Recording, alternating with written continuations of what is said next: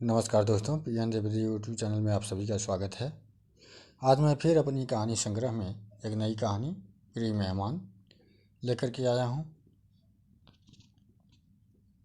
इसके लेखक हैं अमरकांत जी।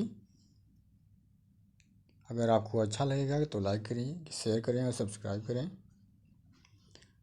मैं इसे शुरू करता हूँ। प्रिय मेहमान, इसका शीर्षक है। नीरज कमरे में टहलकर धीमे धीमे स्वर में कोई गीत गुनगुना रहा है। दिन के 2 बजे हैं। जुलाई के महीने में 2 बारिशों के बाद मौसम लगभग साफ हो गया है और बाहर तेज आँखों को चौंधियाने वाली धूप निकली है। पत्नी और बच्चों के बाहर जाने के कारण वह इन दिनों अकेला है। उसका नाश्ता और भोजन एक बुढ़िया बना जाया करती है। उमस भरे उस रविवार के दिन उसने सवेरे सवेरे हजामत बनवाई। पाव रोटी, मक्खन और आमलेट का नाश्ता किया। फिर भोजन में पराठा, गोश्त, मीठी चटनी और सलाद का आनंद उठाया और लगभग 11:30 बजे गुदगुदे दूधिया बिस्तरे में धंसकर सुखपूर्वक खर्राटे भरने लगा। आधा घंटा पूर्व नींद खुलने पर उसने हाथ मुंह धोकर नींबू का ठंडा शरबत पिया था और अब उसकी तरावट का सुख अनुभव कर रहा था। वह 36-37 वर्ष का खूबसूरत नौजवान था। रंग गोरा, नाक नुकीली और मुंह बड़ा और दाढ़ी मूछ सफाचट थी। वह विश्वविद्यालय का संतुष्ट, सुखी और शांति प्रेमी शिक्षक था जो लड़ाई झंझट से दूर रहता, लोगों से बहुत कम मिलता जुलता, बीवी को आप कहता, बच्चों से सदा अंग्रेजी में बोलता और चुपचाप पैसा कमाने के कार्यों में लगा रहता। वह सहसा चौंक पड़ा। बाहर से कोई दरवाज़ा खटखटा रहा है शायद।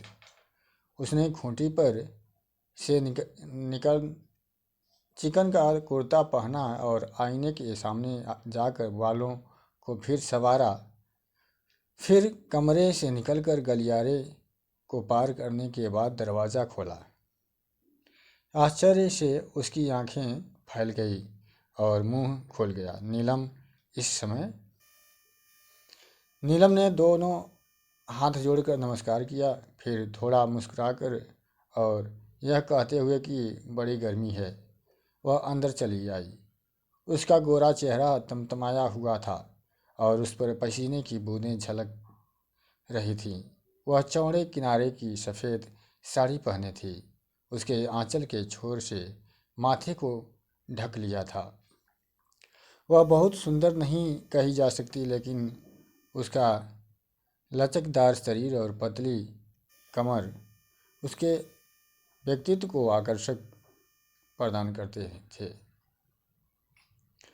वह सहसा घूम गई और लोचदार स्वर में भाभी जी पुकारती अंदर चली गई। नीरज का आश्चर्य और बढ़ गया। क्या उसे नहीं मालूम कि प्रमिला आजकल नहीं है? जब वह कमरे के पास पहुंचा तो वह घर का निरीक्षण करके लौट चुकी थी। उसने पूछा, भाभी नहीं दिखाई देती? आपको नहीं मालूम? नहीं? अच्छा, 1 महीने से वे लोग गए हुए हैं। मेरी ससुराल में शादी थी, अब आ जाना चाहिए। वह जैसे मजबूरी में हंस पड़ी, फिर गंभीर होकर बोली, मैं नहीं जानती थी, बेकार में आपको कष्ट दिया। मैं लाइब्रेरी चली गई थी, वापस आई तो माताजी घर में ताला लगाकर कहीं चली गई थी। चाबी वाबी भी नहीं दे गई। सोचा कि चलकर भाभी के यहाँ नहा आऊँ, गजब की गर्मी है। इतना कहकर वह संकुचित सी हो उठी। तो क्या हुआ, आप अभी शौक से नहा सकती हैं। गुसलखाने में खूब पानी आ रहा है, साबुन वगैरह भी वहीं पर है। कमरे में अलमारी के अंदर आपकी भाभी जी के कपड़े हैं, किसी बात का संकोच करने की जरूरत नहीं है। आपको नहीं, मुझे कोई असुविधा न होगी, जाइए, चली जाइए, संकोच वंकोच की ज़रूरत नहीं, मैं बहुत फ्रैंक हूँ। फिर वह मुस्कुराती शरीर को एक मनोहर लोच देती अंदर चली गई। गुसलखाने में घुसकर जब नीलम ने दरवाज़ा भीतर से बंद कर लिया तो नीरज कमरे में अंदर जाकर खड़ा हो गया। उसने सहसा अनुभव किया कि उसका हृदय तेजी से धड़क रहा है। वह लगभग 3 वर्ष से उसको जानता था। कभी कभी वह उसके घर आ जाती थी। उसकी उम्र 25 वर्ष से अधिक नहीं थी। यद्यपि दूसरों के मामलों में बेहद दिलचस्पी रखने वाले अनुभवी लोग 30-32 बताते थे, वह प्राइमरी स्कूल की एक साधारण सी अध्यापिका की लड़की थी जिसको उसके पति ने जवानी में ही छोड़ दिया था और जिसे बाद में उसके पति के एक मित्र ने कुछ दिनों तक रखा और बाद में मारपीट कर निकाल दिया। नीलम ने अंग्रेजी में एमए कर लिया था। शादी और नौकरी के बारे में उसकी स्थिति लगभग समान थी। अचानक यह समाचार उड़ता कि फलाने से उसकी शादी होने वाली है, जो कुछ दिनों तक खूब गर्म भी रहता और अंत में धीरे धीरे ठंडा पड़ जाता। नौकरी उसको जितनी आसानी से मिलती उतनी ही आसानी से छूट जाती थी और वह इस तरह प्राइमरी से लेकर इंटर कॉलेज तक ऐसे विद्यालयों में 60 रुपये तनख्वाह पर पढ़ा चुकी थी जिनके व्यवस्थापक बड़े बड़े विद्वान और मानवतावादी नेता थे। यह भी कहा जाता था कि महत्वाकांक्षी लोग शादी का लालच देकर उसको अपने जाल में फंसा लेते हैं और अंत में गन्ने की तरह चूसकर फेंक देते हैं, और वह भी इस क्षेत्र की एक कुशल और अनुभवी खिलाड़ी बन गई है। वह उसके यहाँ आती तो आते ही जाने को तैयार हो जाती, लेकिन थोड़ा सा आग्रह करने पर बैठ जाती और चाय पीने के बाद गपशप करती रहती। वह अक्सर छोटी मोटी चीज़ों के बारे में जिज्ञासा प्रकट करती। वह अपने बारे में बहुत सी ही कम बतलाती और अक्सर दूसरों से ही प्रश्न करती रहती। नीरज उसको देखते ही बहुत गंभीर हो उठता। उसके आते ही वह अक्सर उठकर चल देता या बैठा भी रहता तो उसके चेहरे पर कुलीनता का गंभीर्य बना रहता। वह अपनी पढ़ी लिखी और तेज तर्रार पत्नी से बेहद प्रभावित था और उसको एक आदर्श स्त्री समझता था, और एक बदनाम लड़की के प्रति उस उपेक्षा प्रकट करके वह अपनी पवित्रता और पत्नी भक्ति प्रकट करने का संतोष प्राप्त करता। किसी स्त्री या लड़की के सामने पहुंचकर वह बड़ा भाई या उपदेशक बन जाता था। खैर, इस समय एक प्रश्न उसके अंदर मथानी की तरह घूम रहा था। आखिर वह इस समय क्यों आई है? यह तो हो नहीं सकता कि उसको प्रमिला के मैके जाने की बात मालूम न हो। 1 महीना पहले जब आई थी तो प्रमिला ने स्वयं उसको यह सूचना दी थी, और यदि वह उसकी बात भूल भी गई हो तो उसको दूसरी जगहों पर इसका पता अवश्य लग गया होगा, क्योंकि प्रमिला की अन्य कई सहेलियों के यहाँ आती जाती रहती है। फिर मान लिया जाए कि उसको कुछ मालूम न हो और वह यहाँ अचानक ही चली आई है, तो वह नहाने को झट कैसे तैयार हो गई? यदि कोई अन्य शरीफ औरत होती तो अपनी सहेली के पति को पाकर फौरन रफू चक्कर हो जाती। यह सब सोचकर उसके हृदय की धड़कन और तेज हो गई और उसके शरीर में एक अत्यंत मीठी उत्तेजना दौड़ने लगी। उसने संभावनापूर्ण परिस्थितियों के केंद्र में अपने को देखा है और उसको अपने ऊपर गर्व हुआ। अपनी सुंदरता पर, अपनी योग्यता और प्रतिभा पर और दूसरे पर विजय प्राप्त करने की अपनी शक्ति पर उसमें तो कोई संदेह नहीं कि वह बेहद प्रभावित है। संभवतः वह उससे मन ही मन प्यार भी करती हो, क्योंकि नारी इस संसार की अत्यंत रहस्यमयी हस्ती है। प्रेम रोमांस में हर्ज ही क्या है, विशेष रूप से ऐसी परिस्थिति में घटना शून्य जिंदगी भी कोई जिंदगी है। फिर वह तो कुएं के पास गया नहीं, बल्कि कुआं ही उसके पास सरक आया है। इसलिए उसकी व्यक्तिगत नैतिकता पर कोई आँच नहीं आती और न उसकी किसी प्रकार की हेठी ही होती है। बहती गंगा में हाथ धोने की इच्छा किसे नहीं होती।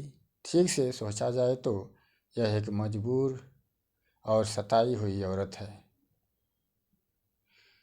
बेईमान अविवाहितों से तंग आकर एक शरीफ सुसंस्कृत विवाहित के प्यार का सहारा चाहती है, तो हर्ज क्या है।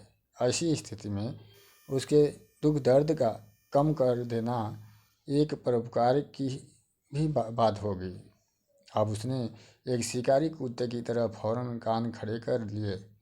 गुसल खाने से पानी गिरने की आवाज़, बदन मसलने की छटपटाहट और उसके भीतर से उभरती हुई मधुर कंठ की गुनगुनाहट सुनाई दे रही थी। उसकी दृष्टि के सामने जल में भीगा एक कमल कांपने लगा। दिमाग में एक खुशबू भर आ गई और वह उस खुशबू में स्वयं नहाने लगा।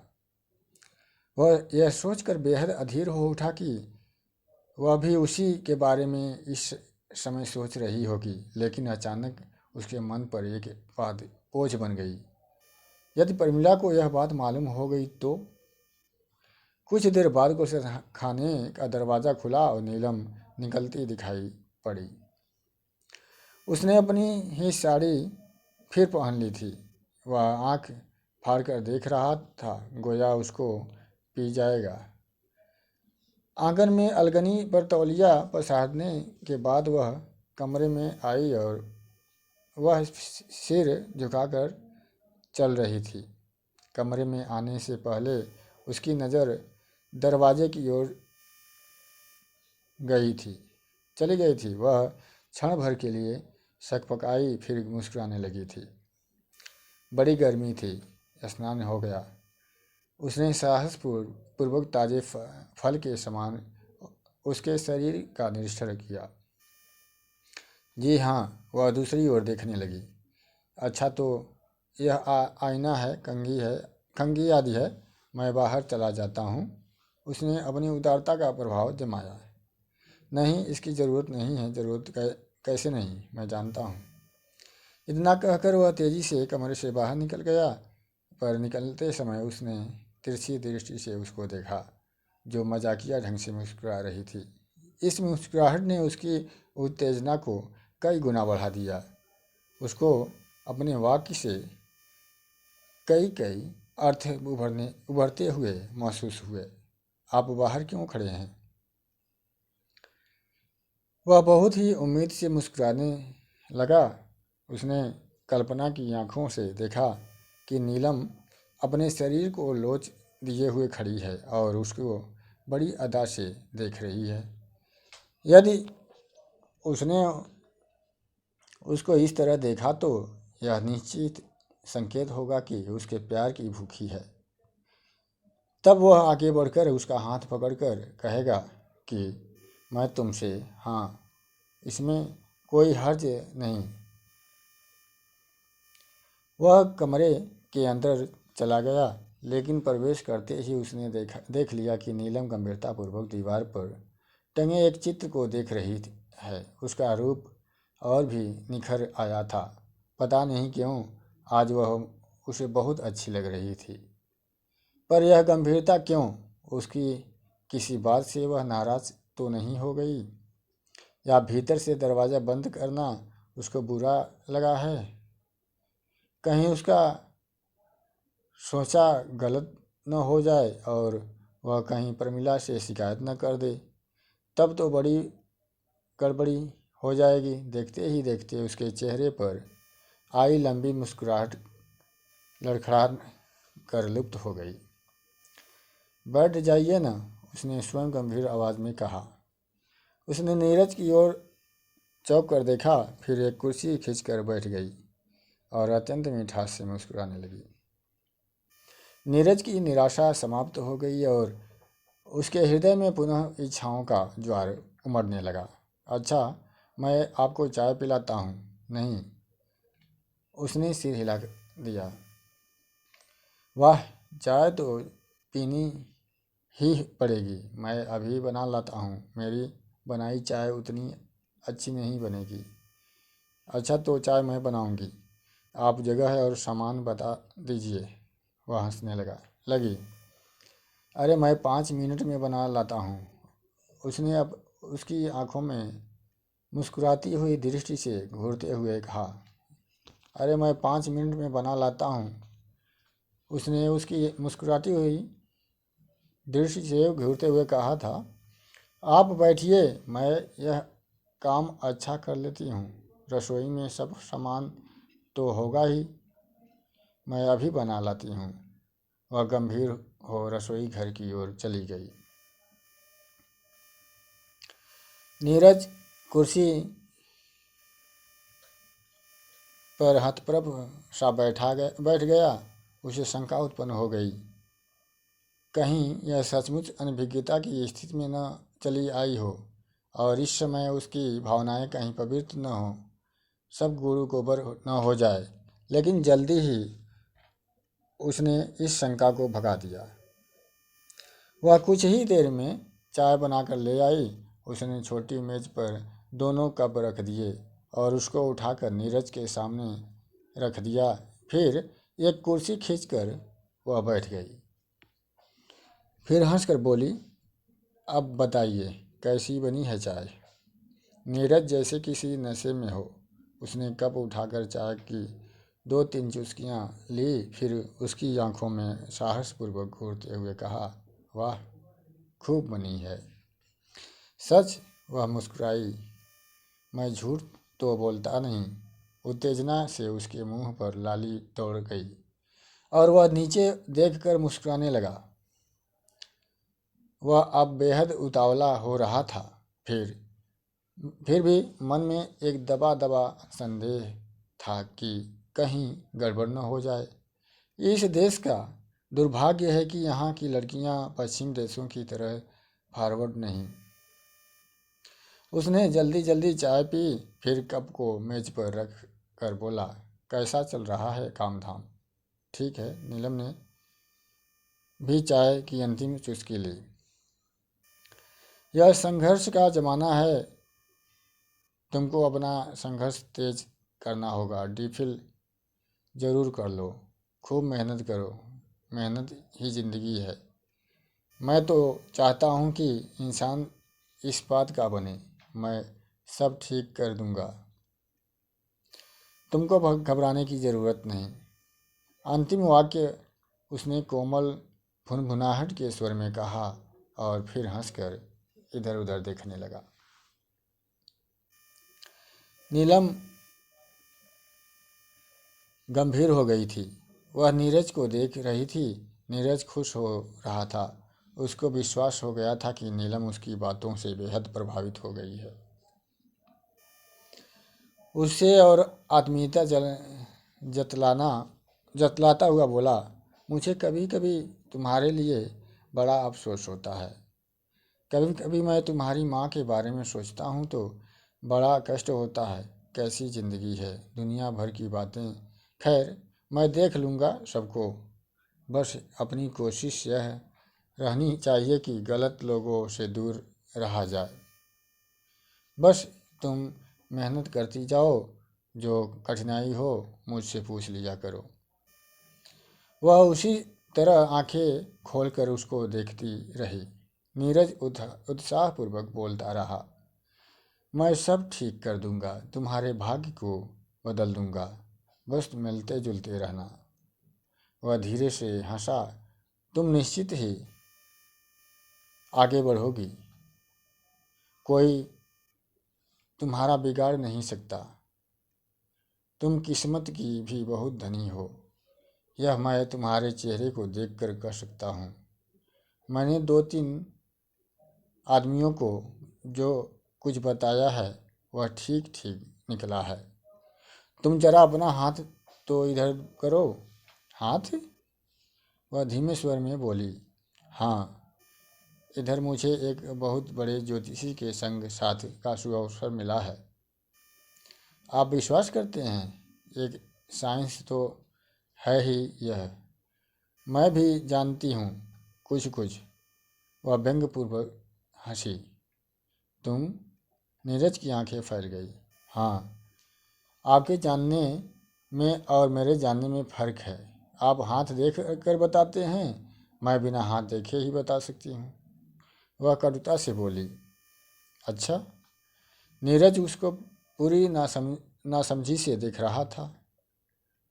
भाई साहब, वह आहत क्रुद्ध सिंहनी की तरह उसको देखती हुई अत्यधिक अभिमानपूर्वक बोली। मैं अभी इसी समय आपका हाथ देखे बिना आपके बारे में सैकड़ों बातें बता सकती हूँ। अच्छा, अब मैं चलूँगी। अरे, नीरज के मुंह से इससे अधिक कोई बात न निकल सकी।